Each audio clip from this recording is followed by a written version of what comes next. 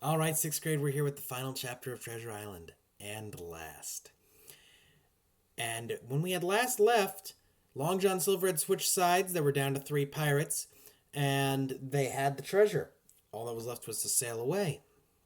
And so they do begin loading it. Jim's job is to load the loose coins, and he talks about how there's coins from all over the world. There's reals, there's pounds, there's francs, there's Deutschmarks, there's Oriental currency, and Oriental here meaning Far Eastern. He talks about how it's painted with like things that wisps of spider silk. Jim doesn't know what the Chinese or Japanese characters are called, so he says it looks like spider silk because that's the context he has for it. And his job is to count those, and they spend 3 whole days loading treasure, and they still can't load all of it. All the bar silver is still left on Treasure Island. They don't have the manpower to load it, and it takes them a long time. And they decide at the doctor, well, before that, Long John hears the pirates running around the island with the doctor and Jim, and the doctor says, they've got to be raving, and Long John says, well, they could also be drunk. And, the doctor wants to go help them, and Long John says they'd shoot you as soon as you went over there. They won't keep their word. And the doctor's like, yes, Long John, we all know the one to keep your word around here is you. But he doesn't go to help the pirates on the island. He suspects they probably have malaria, and how things are probably getting pretty bad for them. But they vote, and they decide that they're going to leave some gunpowder, some shots, and some goat meat that Ben Gunn has spent time harvesting, a sail, some rope, and even from the doctor, a little bit of tobacco, and an extra mainsail for the marooned pirates. They're going to leave them on Treasure Island. And that's just what they do. And they start sailing away. And the pirates run there, and they're shouting, please don't leave us here, don't strand us here to die. And the doctor tells them where the supplies are. And the pirates, as they're sailing away, when they realize the Hispaniola is not turning around, take a gun and do fire a shot at the Hispaniola, so everyone goes below deck. And the pirates are left on the island. Now, with only Gray, the squire, the doctor, Long John, Ben Gunn, and the injured captain, they don't have enough people to properly sail the ship for long. So they sail to a port in Spanish America. And this is where we do get some of the racism of the author, or some of the racial stereotypes of the time. I don't think the author was intending to be racist, but the language we hear in this passage we would see as inappropriate. At the bottom of page 200. And it's not so much even that the language itself is inappropriate. It's more that we have no longer used these terms. Specifically Negro, Negress are not terms we use anymore. They were not considered really racist terms for a long time. Now they are seen as somewhat racially charged, and the way it's described could be seen as racial stereotypes. So I'm just going to draw your attention to this passage at the bottom of page 200. It was just at sundown when we cast anchor in a most beautiful landlocked gulf, and we were immediately surrounded by shoreboats full of Negroes and Mexican Indians and half-bloods selling fruits and vegetables, offering to die for bits of money. The sight of so many good-humored faces, especially the blacks, the taste of tropical fruits, and above all the lights began to shine in town, made a most charming contrast to our dark and broody sojourn on the island. So, that's just sort of, we get to see the stereotypes of the time. Finally, going on, well, not finally. They set in. The captain and the doctor have a meeting with an English man of war, being a warship belonging to Britain, which just happens to be out here in the Caribbean or Spanish America.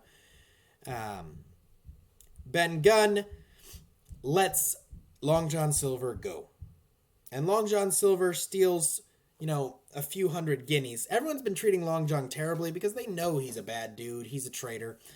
Except Ben Gunn, who's still kind of afraid of him, and Jim, who feels he owes him something, even though he's seen all the treachery that he's capable of. Ben Gunn says he saved everyone's lives by letting Long John go. He would have killed us all, surely. And he steals 300 or 400 guineas. And a guinea is it's a gold coin, weighing, I believe, about a half a pound. And in today's value, that ranges from anywhere from about $10,000 to $17,000 that he made off with. And everyone's kind of like, yeah, we got rid of Long John on the cheap. Because remember, the value of the treasure they've taken is in the hundreds of millions. And Jim reflects on the song 15 Men on a Dead Man's Chest. With one of her crew left alive, with one man of her crew left alive, what put to sea with 75. He thinks about how they've killed off so many people have died for this treasure, and that drinking the devil had done with the rest. The pirates are on the island drunk. Long John Silver remains a morally bankrupt, corrupt man who has now gotten away. And he talks about what happened to every single member of the crew. Captain Smollett retired after this. I'd retire too. If I got shot twice doing my job, I would retire. I would find a different job. Or I would, and then if I made a huge payday, yeah, I'd retire. That's pretty straightforward. Abraham Gray saves his money, buys stock in a ship, and decides that, yeah, I'm going to become really good at being a sailor. And he signs on as a first mate for another ship, and he's got his own family, which, I know, Abraham Gray's only a little older than Jim. You guys be like, that's kind of weird. Be a 14-year-old with a family and own a stake in a ship. Not the most unusual thing to happen in the world. Then, finally, Ben Gunn, since the Squire and the Doctor were already rich, this was just an adventure for them. Ben Gunn blows through 1,000 pounds of treasure in 19 days, and then is stuck begging. He's destitute on the 20th. 1,000 pounds in today's money is equivalent to about $1 million. He drank his way through $1 million in 19 days. He then is given a cabin to keep and basically works as a groundskeeper. And, you know, he goes to sing at church and gets made fun of a bit by, look, was treated as something as the butt of a joke. And then finally, excuse me. And then finally, Jim talks of Long John Silver.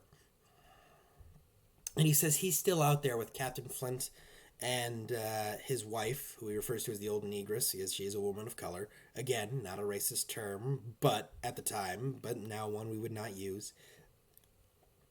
And he hopes that he finds comfort in this world because he thinks his chances of getting comfort in the next are very small. What does that mean? It means he thinks it's unlikely Long John Silver is going to have an unpleasant afterlife. And then he talks about how he would never want to go back to Treasure Island. Even though the bar silver and Flint's guns still lie there, there's still a lot of valuable stuff there. He would not go back there. He says that you couldn't pull him back with oxen and, wain ropes. And in his nightmares, he still hears the surf booming about the coast. And he sits upright in his bed and occasionally hearing in his head the voice of Captain Flint the parrot ringing in his ears. Bases of 8! Bases of 8! And that is the finale of Treasure Island. So I have a few questions for you to think about, which we'll probably talk about when we do our sea shanty activity tomorrow. 1. What'd you think of the ending? What'd you think of the book? Go ahead and leave those thoughts in the comments below. 2. Are you happy with the closure that came with Long John Silver? Do you feel that, hey, the plot's hanging here, I want to know more, Robert Louis Stevenson? Go ahead and leave that thought in the comment below. And then finally, what do you think of Long John and Jim's relationship at the end of the novel? Go ahead and leave those thoughts below, and I will see all of you tomorrow at 9 a.m. for our sea shanty sing-along activity, and we'll do a little discussion of Treasure Island beforehand. Take care, 6th grade.